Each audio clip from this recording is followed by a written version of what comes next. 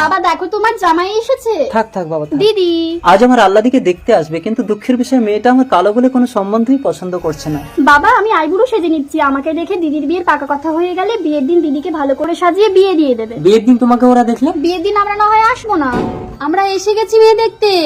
আল্লাদিকে নিয়ে তাড়াতাড়ি ভেতরে যামা। আসুন আসুন বসুন। এই আল্লাদি বেরিয়ে আয় মা। নমস্কার। ওয়াও এত সুন্দর দেখতে। মা আমি এক্ষুনি বিয়ে করব। মৈনাক, এই কোটিপতি মায়ের তুই একমাত্র ছেলে, তোর সব বায়না আমি পূরণ করব। দাদা, আল্লাদিকে এক্ষুনি আমার ছেলের হাতে তুলে দিন।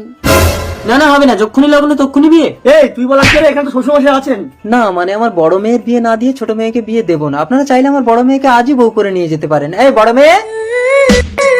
ও বাবা ভূত ভূত। এই কোথায় ভূত? দাঁড়া দাঁড়া দেখি। ঠিক আছে ঠিক আছে, বেশি টাকা পয়সা জিনিসপত্র দিলে একে চালিয়ে নেবো। নাও নাও মালা বদল করো। দিদি বিয়েটা হয়ে গেলে আমি আস্তে আস্তে সব দিয়ে দেবো। মা আমি কালো মেয়েকে বিয়ে করবো না। বাবা কাঁদিস না আল্লাদি, বাবা মেয়েটাকে আমার লগ্ন ভ্রষ্ট হবে না। ও লগ্ন ভ্রষ্ট হবে না, ওকে আমি বিয়ে করব।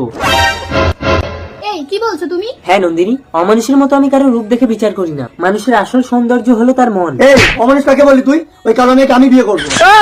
আমার আল্লাদির গলায় মালা দাও, যদি হৃদয় মম। মৈনাক, তাহলে এই মেয়েটা কি লগ্নভ্রষ্ট হবে? ও লগ্ন ভ্রষ্ট হবে না, ও আমার বিয়ে করা বউ।